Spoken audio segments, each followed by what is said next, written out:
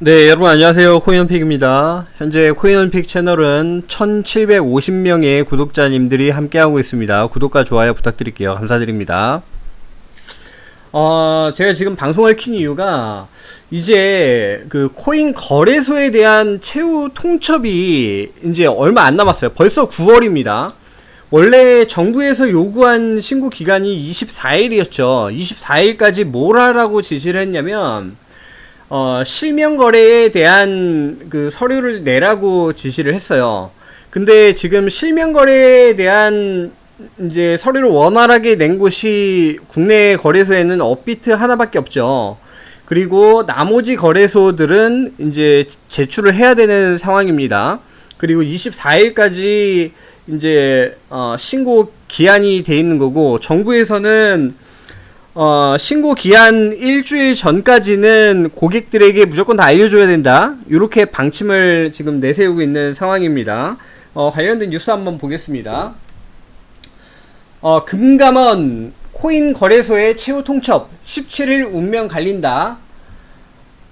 금감원 원화거래 제거 여부 17일까지 밝혀라 지침 내려. 이게 원화거래를 제거한다는 여부가 원화거래를 못하지만 BTC 거래는 할 수 있다, 이렇게 지금 해석이 됩니다.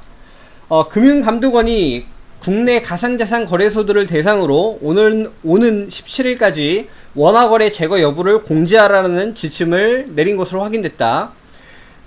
특검법상 영업신고 기한인 24일이 임박한 상황에서 원화거래를 제거해서라도 신고를 수리하려는 거래소들을 고려한 처사로 풀이된다. 그러니까 거래소들이 끝까지 노력을 하라는 뭐 일종의 배려를 해주고 있다라는 걸 강조하고 있는데, 이거 말도 안 되죠. 이미 거래소들이 그걸 할 수 없다는 거를 정부가 이미 다 알고 있죠.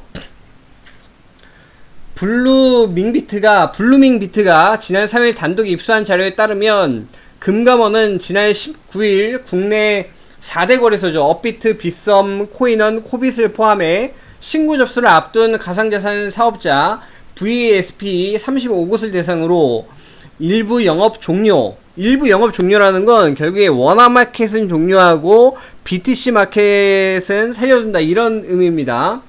일부 영업 종료를 결정, 미신고 결정, 신고 불수리, 통보 접수 등으로 영업의 일부 또는 전부를 종료해야 하는 상황 발생 시에 회원에게 영업 종료일 최소 일주일 전에 공지할 것이라고 요청했다. 그러니까 24일에 여기 나오죠. 기한이 24일이니까 최소 17일 전까지는 원화거래 제거 여부를 공지해야 된다라는 뜻이죠. 오늘이 5일이니까 이제 딱 2주 정도가 남았습니다. 그래서 여기 나온 공문에도 이렇게 나와있죠. 영업 종료 관련 공지, 이렇게 해서 지금 공지가 각 거래소 업체들에게 뿌려진 상황입니다. 금융당국은 앞서 특검법 개정에 따른 신고 기한 연장은 없다고 여러 차례 못 박은 만큼 거래소들은 오는 24일 정보보호관리 체계 인증 외 실명 입출금 계좌를 확보한 후 신고를 수리해야 영업을 이어갈 수 있다고 했다. 5일 기준 현재까지 해당 조건을 모두 갖춰 신고를 접수한 거래소는 업비트 단 한 곳뿐이다. 일부 거래소들은 추석 연휴를 제외하고 실제 신고할 수 있는 기간이 2주밖에 안 남은 상황에서 실명 입출금 계좌를 확보하는 것은 현실상으로 어렵다고 보고 있다. 그렇죠. 이거는 거의 어려운 거죠. 이에 원화거래를 제거하고 신고를 진행하는 차선 대책도 고려 중인 것으로 나타났다. 어쩔 수 없어요. 남아있는 거래소들은 원화 입금은 안 되고 BTC만 가지고 해야 돼요. 그러면은 이제 업비트는 점점 더 거대해지겠죠. 그러면 업비트에서 이제 원화로 결제를 해서 산 다음에 그거를 이제 BTC 마켓으로 지갑 거래를 통해서 코인으로 옮기겠죠. 그럼 나머지 거래소들에서는 그 옮겨진 BTC, 비트코인 등으로 쓸 수 있는 BTC 마켓, 거기에서만 쓸 수 있으니까 상당히 위축이 되겠죠. 예. 그러니까 결국에는 이제 사라지는 추순을 밟게 될 것으로 저는 예상을 하고 있습니다. 거래소들 신고 전 실명 계좌 재계약 목표라고 하지만 사실 이거는 거의 안 된다고 봐야죠. 실명 계좌를 확보했으나 연장 여부가 확정되지 않은 대형 거래소들은 재계약의 끈을 끝까지 놓지 않겠다는 입장이다. 빗썸 관계자는 예정대로 9월 24일 전까지 계좌 발급 재계약을 받는 것을 최우선 목표로 열심히 하고 있다라고 말했다. 이미 될 것 같았으면 그 전에 됐을 것 같은데 그래도 혹시 모릅니다. 이거는 코인원 관계자 역시 실명 계좌 재계약 방향을 두고 긍정적으로 협상 중이라고 전했다.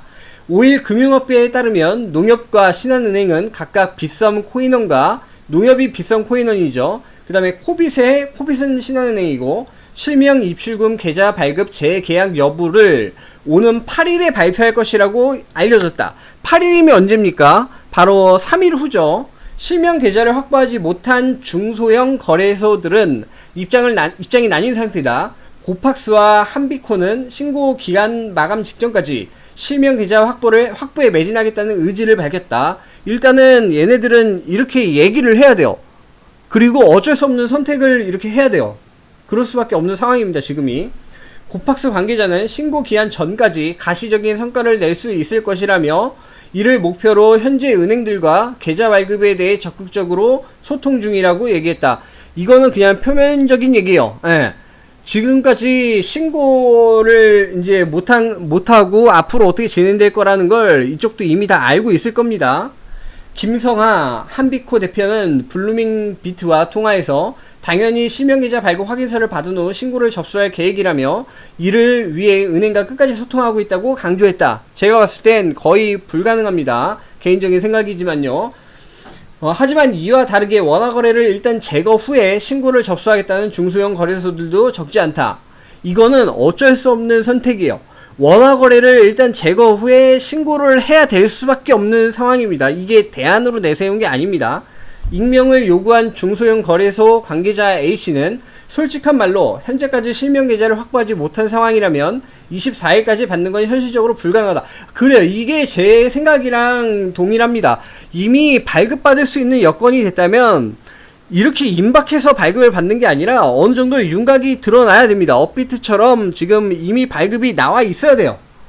금융당국 지침에 따라 폐업을 하거나 원화거래를 제거하는 방법 외에는 답이 없다고 호소했다. 맞습니다. 지금 이 방법 외에는 제가 봤을 때 답이 없습니다. 이어 우리도 조만간 원화거래를 중단한다는 공지를 올릴 예정이라고 덧붙였다. 17일 전에는 이제 올리겠죠. 원화거래 사업 없이 사업 유지 쉽지 않아. 금감원의 지침에 따라 사업을 지속을 원하는 대다수의 거래소들은 원화거래 제거 후에 사업을 영위할 전망이다. 그러나 이러한 형태로 사업을 지속하는 것은 쉽지 않다는 우리의 목소리도 나온다. 쉽지 않겠죠. 이거는 굉장히 영업이 위축이 되는 거예요.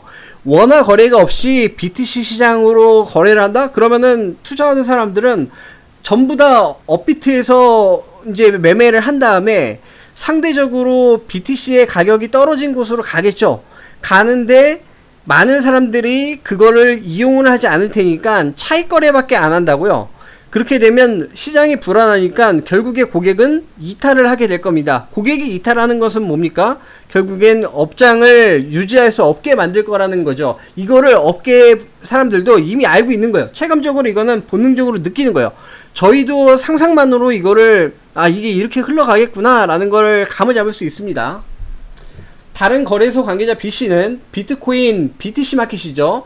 BTC 마켓만 운영해서 신고할 수는 있겠다만 사업을 얼마나 유지할 수 있을지는 의문이라며 사업을 계속 유지하려면 BTC 마켓 외에 원화 마켓에 대한 준비도 계속 놔야 할 것이라고 말했다. 이 얘기는 뭐냐면 일단은 그래 BTC만 하는 거야. 근데 좀 더 분위기를 지켜보면서 은행들을 설득을 하겠다 이 얘기죠. 근데 이게 현실상으로는 거의 불가능하다고 봅니다.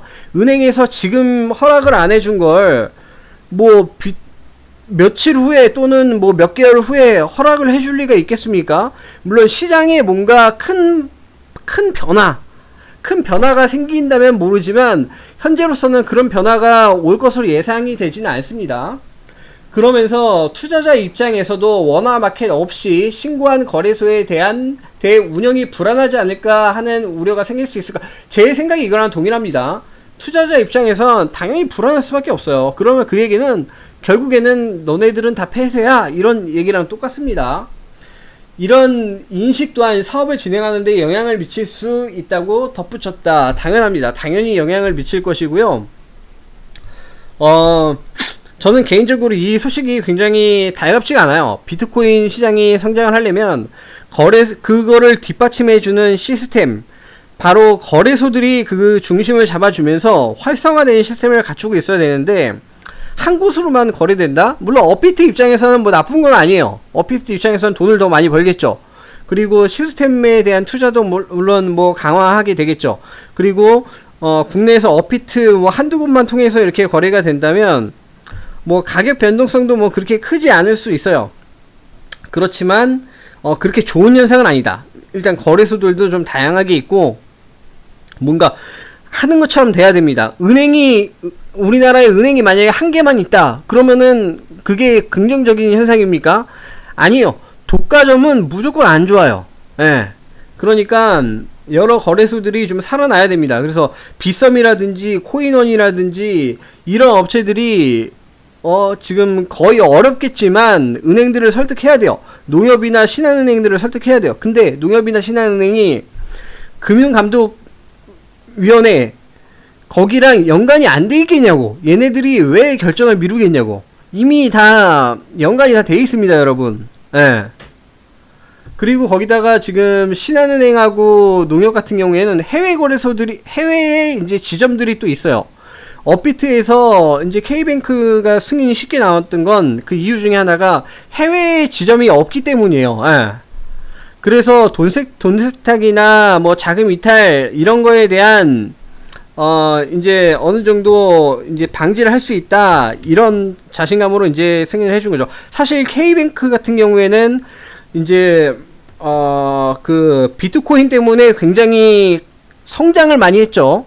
그러니까 지금 같은 경우에 그 성장을 이미 맛봤기 때문에 특별하게 거절할 이유가 없어요. 거기다가 업비트가 지금 현재 최대 가상거래소이기 때문에 요 두 개의 파트너십은 굉장히 공고하다고 할 수 있습니다. 다만 나머지 업체들에서는 이제 금융위원회의 눈치를 많이 볼 거예요.